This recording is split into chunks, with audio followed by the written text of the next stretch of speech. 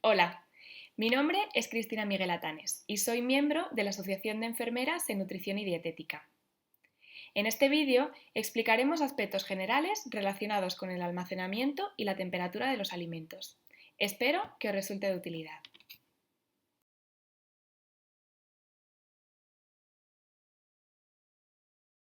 Las medidas de higiene y seguridad alimentaria son siempre de obligado cumplimiento, pero actualmente, y teniendo en cuenta la situación de pandemia en la que nos encontramos, el control debe de ser más exhaustivo.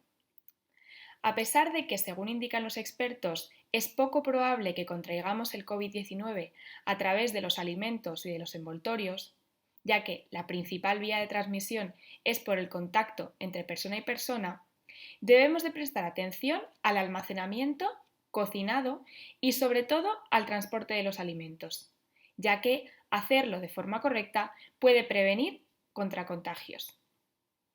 Las normas de actuación sobre la higiene de los alimentos y con los procesos de cocinado son los mismos en todas las circunstancias, pero durante la pandemia añadimos más control sobre el manejo de las bolsas de la compra al llegar a casa y al tirar los restos al cubo de la basura. Por eso, al llegar con las bolsas al domicilio, debemos de rociarlas con una solución de lejía antes de tirarlas. Y los restos de los alimentos se deben de aislar, introduciéndolos primero en una bolsa que debemos de cerrar antes de tirarlos a la basura general.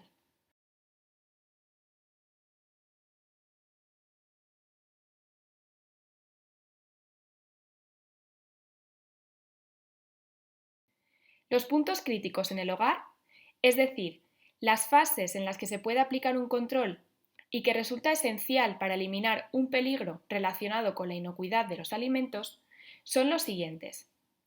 En primer lugar, la higiene, que no solamente incluye el aseo personal diario, también se refiere a la higiene en la manipulación de utensilios de cocina, de alimentos y a la hora de comer. Además, la temperatura, el mantenimiento en frío o en calor o durante el cocinado. El almacenamiento en despensas, armarios, frigoríficos o congeladores. La limpieza y conservación de carnes, pescados, hortalizas, huevos, lácteos y fruta. Y el cocinado y conservación de todos los grupos de alimentos. En las siguientes diapositivas nos centraremos en el almacenamiento y la temperatura. En relación a la limpieza y desinfección de equipos y utensilios, es importante que los cuchillos, las tablas, las superficies se encuentren limpios antes de manipular un alimento y después de cada uso, y sobre todo después de manipular alimentos crudos. En cuanto al almacenamiento en armarios, vitrinas y neveras, es fundamental que estos permanezcan limpios por dentro y por fuera. Y en el caso de que se derrame algún líquido, se debe de limpiar inmediatamente y secar con papel desechable, siempre que esto sea posible. En el caso de que haya alguna salpicadura a cualquier utensilio de cocina, estos se deben de fregar para evitar que queden restos que puedan contaminar otras superficies o alimentos.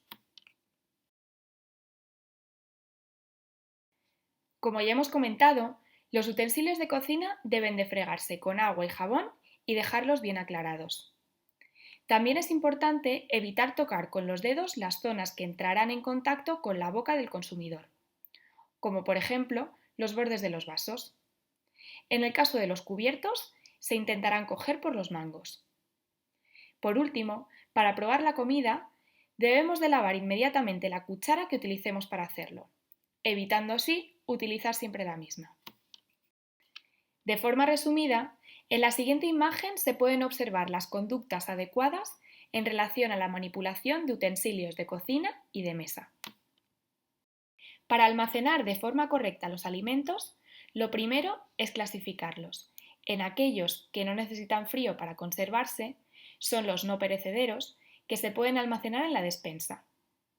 Los frescos y refrigerados, que deben de conservarse en el frigorífico. Y por último, los congelados. Todo esto se debe realizar siguiendo, en el caso de que lo hubiera, las instrucciones indicadas en cada envase de los alimentos.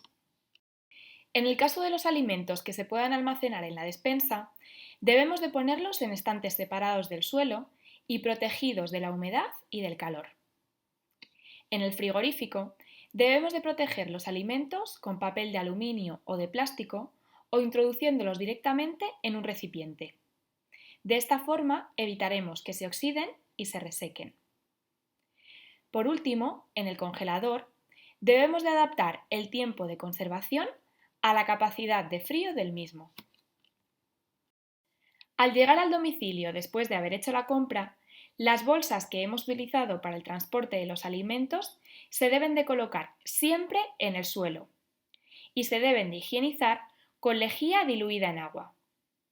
En concreto, se debe de utilizar una cantidad de 20 mililitros de lejía por cada litro de agua. En el caso de que las bolsas que hayamos utilizado hayan sido de tela, debemos de lavarlas como cualquier otra prenda de ropa, pero separadas del resto. En el caso de la limpieza de las superficies y del menaje, debemos utilizar el mismo estropajo para la vajilla y el menaje. Y para las superficies, la encimera, la cocina y los exteriores de los armarios, neveras y congeladores, se debe de utilizar otro estropajo diferente.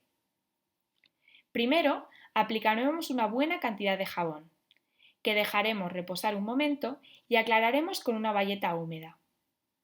Por último, secaremos con una bayeta diferente para evitar que la superficie quede húmeda.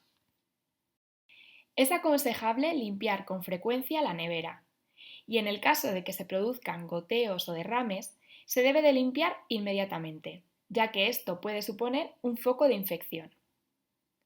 Los envases deben de desinfectarse con lejía diluida en agua antes de almacenarse y antes de tirarlos a la basura general de casa. Los estropajos y las bayetas deben de cambiarse incluso antes de que presenten un deterioro visible. Y la limpieza de las manos es fundamental, con agua y jabón de lavavajillas. Por último, para la limpieza de vajillas, cubiertos y menaje, se utilizará agua caliente y jabón, en el caso de que se realice a mano, o si no, en lavavajillas. En relación a las temperaturas de cocinado, entre los 4 y los 60 grados es la llamada zona de peligro de temperatura. Es decir, es el rango de temperatura en el que se encuentran los alimentos cuando los dejamos a temperatura ambiente. Por encima y por debajo de estos valores, los microorganismos no sobreviven. Sin embargo, dentro de este rango se produce una proliferación muy rápida. Por eso, cuando cocinamos los alimentos debemos de asegurarnos de que el interior alcanza la temperatura adecuada. En el caso de la carne de cerdo, se necesitan al menos 68 grados para evitar la proliferación de microorganismos.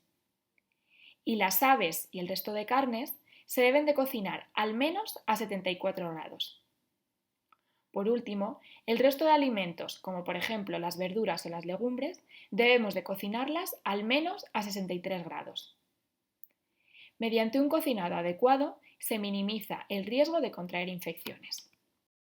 Para conseguir un cocinado adecuado, no conviene poner demasiada cantidad de un alimento en un mismo recipiente. Una vez cocinado, los alimentos no deben de tocarse con las manos directamente. Y, en el caso de que no se puedan comer inmediatamente y se requiera enfriar antes de consumir, esto se debe de realizar a temperatura ambiente y en un recipiente cubierto. En relación a las temperaturas de conservación, la temperatura de la despensa suele ser de entre 10 y 20 grados y la de la nevera entre 2 y 4. El congelador suele mantenerse por debajo de menos 18 grados. Tanto en la nevera como en el congelador, las puertas deben de estar abiertas el menor tiempo posible. Para eso, es aconsejable tener pensado lo que se quiere sacar antes de abrir. Para el consumo, en todos ellos se debe de utilizar siempre el sistema PEPS, es decir, lo primero que entra es lo primero que sale.